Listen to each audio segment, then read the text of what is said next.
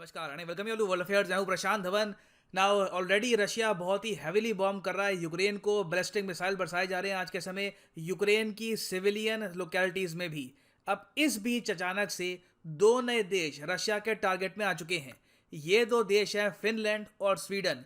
और Russian government ने categorically यहाँ पर यह कहा है कि बुरी तरीके से हम आपको मिलिटरली डिस्ट्रॉय कर देंगे अगर आप लोगों ने भी यूक्रेन की तरह नेटो को ज्वाइन करने का सोचा। क्योंकि दोनों देशों की तरफ से आप अगर देखो रिसेंटली आवाज आई थी कि ये हो सकता है कि नेटो को ज्वाइन कर ले यूक्रेन का हाल देखते हुए।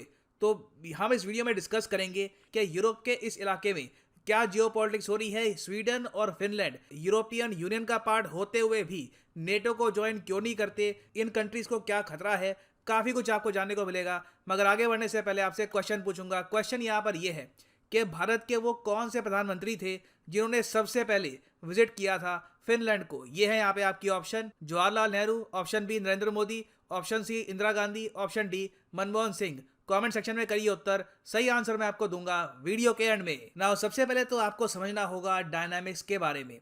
फिनलैंड और स्वीडन आज के समय दुनिया की मोस्ट डेवलप्ड कंट्रीज की लिस्ट में आती है। आप कोई भी इंडेक्स उठा लो, चाहे कोई डेमोक्रेसी इंडेक्स हो, वहां पे रैंक सेकंड और थर्ड पे आपको न्यूजीलैंड और फिनलैंड मिलेंगे।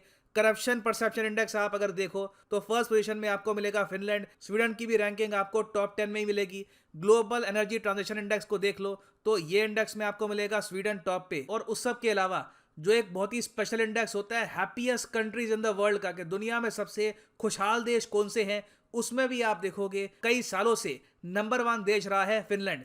तो क्वालिटी ऑफ लाइफ यहाँ पर बहुत अच्छी है, लोग अच्छी लाइफ बिताते हैं, जॉब्स यहाँ पर काफी अच्छी है, बहुत ही पीसफुल कंट्रीज हैं दोनों। ना आबादी की अगर हम बात करें तो फिनलैंड की आबादी रफली 55 लाख के आसपास है और स्वीडन की आबादी है सिर्फ 1 करोड़ के आसपास। और इंटरेस्टिंग बात आप यहाँ पर यह देखिए कि इन कंट्रीज के आसपास के ज्यादातर जो देश हैं इन सब ने नेटो को ज्वाइन कर लिया है। अब यहाँ पर आप देख पाओगे ये यहाँ पर रशिया है, ये यहाँ पर है स्वीडन, ये यहाँ पर फिनलैंड है। नॉर्वे आप देखोगे नेटो का मेंबर बन गया था 1949 में। उसके बाद नीचे आप देखो डेनमार्क नेटो का मेंबर है, पोलैंड जर्मनी नेटो के मेंबर है। फिर यहाँ पर जो बाल्टिक देश हैं एस्टोनिया, लटविया, लिथुआनिया, ये सभी नेटो के मेंबर बन चुके हैं। मगर कई दशकों से स्वीडन और फिनलैंड ने यह पॉलिसी बनाकर रखी कि नेटो को ज्वाइन नहीं करना, नेटो से हम दूर रहेंगे। ऑब्वियसली यहाँ पर सबसे बड़ा थ्रेट था रशिया का। रशिया ने ओपनली फिनलैंड और स्वीडन को यह कहा था कि देखिए हमारी एक बहुत ही बड़ी बॉर्डर लगती है आपसे। स्वीडन से बाय द वे रशिया की कोई बॉर्डर नहीं लगती है, मगर फिनलैंड से आप देखेंगे एक बहुत ही बड़ी बॉर्डर शेयर करता है रशिया। तो रशिया ने ओपनली यह कहा है कि हम बर्दाश्त नहीं करेंगे कि फिनलैंड और स्वीडन नेटो के पार्ट बन जाएं, क्योंकि अगर ये दोनों देश नेटो के पार्ट बनते हैं तो फिर नेटो आराम से एक बहुत ही बड़ी असॉल्ट कर सकता है रशिया पर फ्रॉम नॉर्थ। और इसलिए रशिया ने रिसेंटली दिसंबर 2021 में यूएस को, नेटो को, प्राइमरली यूरोप के हर देश को यह कह दिया था कि हम लोग ये चाहते हैं कि इन द फ्यूचर आप लोग नेटो का विस्तार ना करें। यूक्रेन के अलावा स्वीडन और फिनलैंड भी इन द फ्यूचर कभी भी नेटो के पार्ट नहीं बनने चाहिए।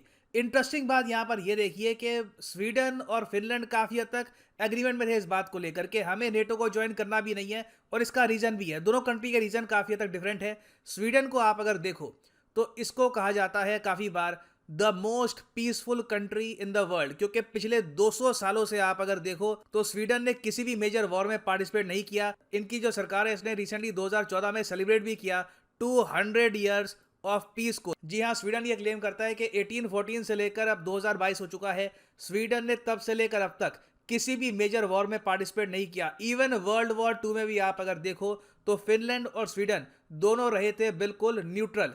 और इसी वजह से ये एक बहुत ही बड़ा रीजन है कि यहाँ पर क्वालिटी ऑफ लाइफ इतनी अच्छी है। ओवर द इयर्स इन्होंने काम किया है ऑन एजुकेशन और कल्चर। जो पैसा खर्च होता है अगर मान लो कि आर्मी को बिल्ड करने में, अटैक्स करने में, डिफेंड करने में, वो पैसा गया है यहाँ पर ह्यूमन बीइंग्स की डेवलपमेंट पे। तो जो ये न्यूट्रल रहने वाली पॉलिसी है काफी लंबे समय से स्वीडन के लिए तो मैं कहूंगा बिल्कुल इफेक्टिव रही है। फिनलैंड का और सीन है, फिनलैंड ने एक्चुअली यूएसएसआर के अगेंस्ट वॉर लड़ी थी और बहुत ज़्यादा इनको डैमेज भी हुआ था। इसको कहा जाता है फिनलैंड यूएसएसआर विंटर वॉर। उस वक्त देखो इवन दो फिनलैंड के सोल्जर्स बहुत कम थे कंपेयर टू रशियन सोल्जर्स, मगर सिंस टेरेन इतनी मुश्किल थी, हर जगह बर्फ थी, उबड़ खाबड़ सा एरिया था, पहाड़ी बर्फ वाला एरिया था, तो दोनों साइड्स को काफी लॉसेस हुए। मगर आज के समय आप अगर देखो आज 2022 में अगर रशिया अटैक करता है फिनलैंड को तो ये सब बाधाएं नहीं आएंगी। इस वक्त रशिया की आर्मी काफी एडवांस्ड है, इनके पास एयर पावर काफी सुपीरियर है। ये फिनलैंड पर इतनी बॉम्बिंग कर देंगे कि इनकी 50 लाख की आबादी झेल नहीं पाएगी। तो इसलिए रशिया ने ओपनली यहाँ पर वार्निंग दे दी फिनलैंड और स्वीडन दोनों को। देखिए अब रिसेंटली जो हाल यूक्रेन का हुआ है, जो इमेजेस वहां पे आ रही है, जिस तरीके से वो कंट्री बिल्कुल कोलैप्स होने की कगार पे है, यूएस ने अब ये कोशिश करी है कि स्वीडन और फिनलैंड को दोनों को ले आइए नेटो के पास। तो रशिया ने यहाँ पर वार्निंग दी है कि देखो, नेटो ऐसा नहीं है कि एक बटन दबा के तुम ज्वाइन कर लोगे, पूरा इसका प्रोसेस होता है। तुम्हारी एप्लीकेशन जाएगी, फिर तुम्हारे पार्लियामेंट में इस पर वोटिंग होगी, रेटिफिकेशन होगी। हम इस प्रोसेस के बीच में ये अटैक कर देंगे, नेटो के आर्टिकल 5 का टाइम ही नहीं आने देंगे, उससे पहले ही जो हाल यूक्रेन का हो रहा है वो हम आपका कर देंगे। लिटरली एक आप कह लीजिए बोन चिलिंग वार्निंग दी है रशिया ने स्वीडन और फिनलैंड को। फिनलैंड को तो खासकर आप समझ सकते हैं, वार्निंग ऑलमोस्ट ऐसी लगी होगी कि अभी ये happiest country in the world है, रशिया इनको saddest country in the world बना सकता है कुछ ही हफ्तों में। और आप अगर रशियन पर्सपेक्टिव से देखो इस पूरे इशू को, तो रशिया गलत नहीं कह रहा। आप अगर एक बहुत ही न्यूट्रल तरीके से भी देखें तो यूक्रेन का जो केस है ये एक एग्जाम्पल है बहुत ही खराब फॉरेन पॉलिसी का। यूक्रेन ने काफी लंबे समय तक ये कहा कि हम नेटो ज्वाइन कर लेंगे, नेटो भी कहता रहा कि बिल्कुल ये ज्वाइन करेगा यूक्रेन नेटो को। ज्वाइन करने से पहले ही, जब पूरा प्रोसेस कंप्लीट होता उससे पहले ही आप अगर देखो तो रशिया ने अटैक कर दिया। और जब यूक्रेन ने कहा नेटो को कि प्लीज हमारी हेल्प करिए, कुछ तो हेल्प करो कहीं से भी, नेटो ने कहा कि no plans to help Ukraine, हम रशिया से वॉर नहीं चाहते। और सबसे इंटरेस्टिंग बात यहां पर यह हुई कि जैसे ही रशिया ने ये वार्निंग दी फिनलैंड और स्वीडन को, दोनों देशों ने अपनी पूरी टोन चेंज कर दी। दोनों कंट्रीज ने कहा कि हाँ ठीक है, हम लोग अभी के लिए नेटो को ज्वाइन नहीं करेंगे, जो हमारी पॉलिसी रही है न्यूट्रलिटी की उसको ही हम मेंटेन करेंगे। क्योंकि देखिए बिल्कुल इन दोनों कंट्रीज के जो लीडर हैं उन्होंने भी बैठ के सोचा होगा जिंदगी बहुत अच्छी चल रही है, एवरीथिंग इज फाइन, बिना बात पर नेटो की मेंबरशिप ज्वाइन करके खतरा मोड़ लेने की आवश्यकता नहीं है। तो इससे यहाँ पे आप देख सकते हैं कि रशिया की किस हद तक एक कंप्लीट जियोपॉलिटिकल डोमिनेशन बन गई है इस रीजन में। ना सिर्फ यूक्रेन, इवन आसपास के जो देश हैं वो भी काफी हद तक झुक गए हैं रशिया के सामने। ना वापस आते हैं हम एमसीक्यू की तरफ कि who was the first Indian prime minister to visit Finland. तो सही उत्तर इसका है option A, Jawaharlal Nehru. Over the years आप अगर देखो तो फिनलैंड के साथ हमारे रिलेशंस काफी इंप्रूव हुए हैं। पंडित जवाहरलाल नेहरू ने 1957 में नींव रखी थी।